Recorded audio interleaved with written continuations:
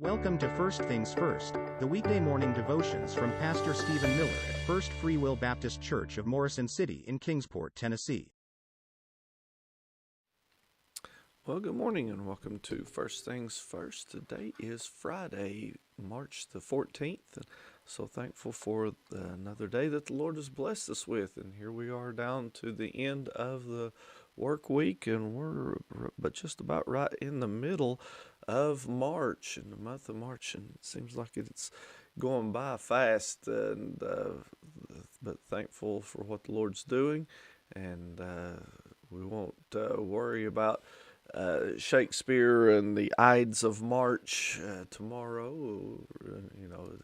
Traditionally you say it's bad luck, but we don't believe in bad luck. We just believe in the grace of God. And hey, that's what we want to talk about this morning, and talk about God's love and His mercy for us. And we've been reading and studying this week, all week long, about the life lessons from Ruth.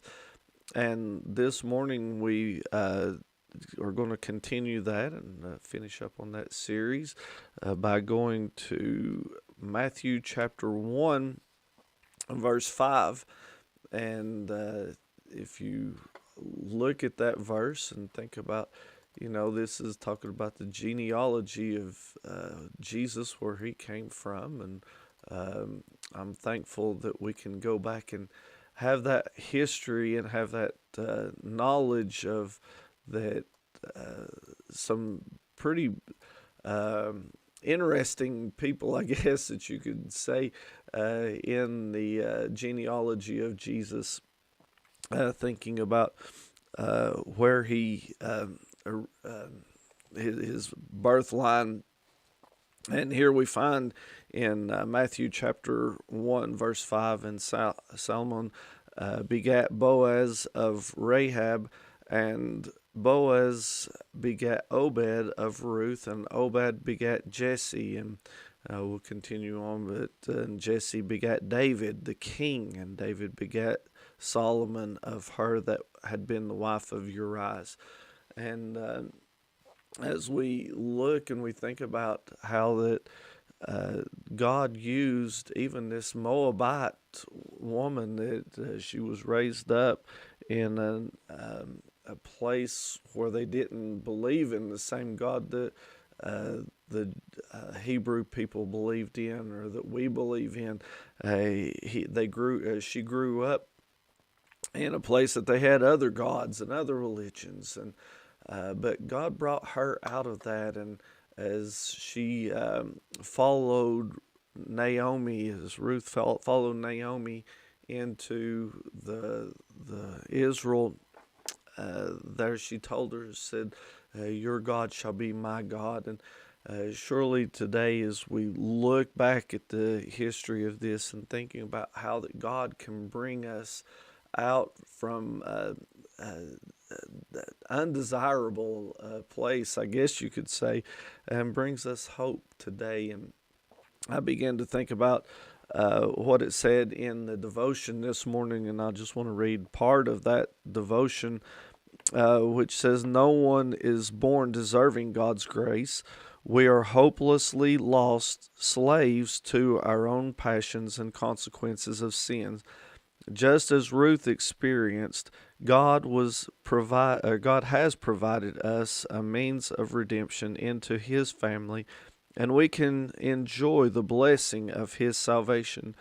While we can learn much from the examples of Ruth, Naomi, and Boaz, we see more about the character of the Father as He worked through the family line of these flawed individuals to bring about salvation for us all.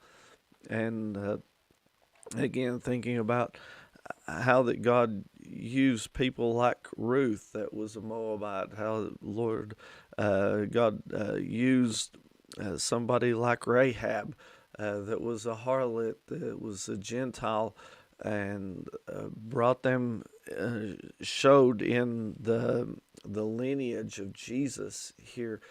And it's just amazing how that God can take something and make something out of nothing today. And it's kind of about what I feel like a lot of times is I'm not worthy of anything, and I'll be honest with you, neither are you. There's none of us that are worthy of His grace and His mercy and what He has done for us. But still, He loved us so much that He came to die on that cross, and to give us hope, to give us peace, and to make us something today, where we were actually nothing. And God brings us up, and He makes something out of us. What does He make out of us? He makes something that is saved, something that is redeemed, something that is born again, something that is considered now in the family of God. We've been adopted in and grafted in, just like Ruth was here. She wasn't of that lineage, but yet she was grafted in. And so can we today because of what Jesus Christ did for us. Ruth was only able to do that because Boaz redeemed her. But today we're able to do that because Jesus has redeemed us. The very Son of God has made a way so that we could have that redemption. We could have that hope today. And I'm so thankful for that hope, thankful for that grace that only God can give. So, friend, I hope that you have received that grace and accepted Him as your Lord and Savior. Can I tell you, in the book of Ruth, we've learned this week that Ruth did work hard, and she did stand out, in her work and in her ethics that she had. But the works didn't save her. In the end, it was the redemption that she was blessed by. And today we're the same way. We can't work our way in, but we have that grace because of what Jesus has done for us. And again, so thankful for that. And you can receive that too. If you don't know Him today would be a perfect time to get to know Him, to accept Him as your Lord and Savior.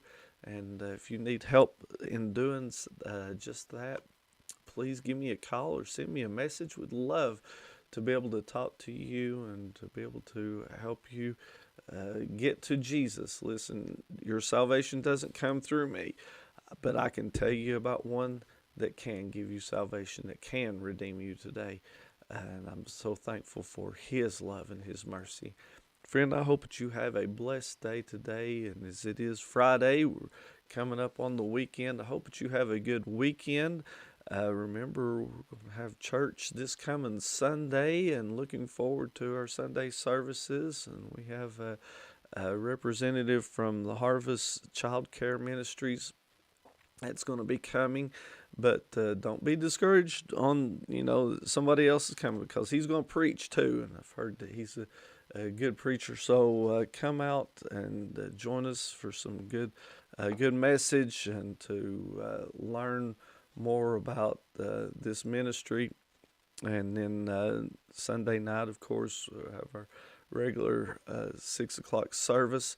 But then on Monday, remember, Monday, it's hard to believe, but revival is upon us now.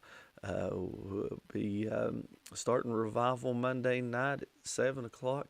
So I am excited about that, looking forward to seeing what God's going to do in our church and in the lives of the people in our church. And hope that we can come out and truly be revived, be blessed because of God's strength and His grace. So come out if you can, be with us.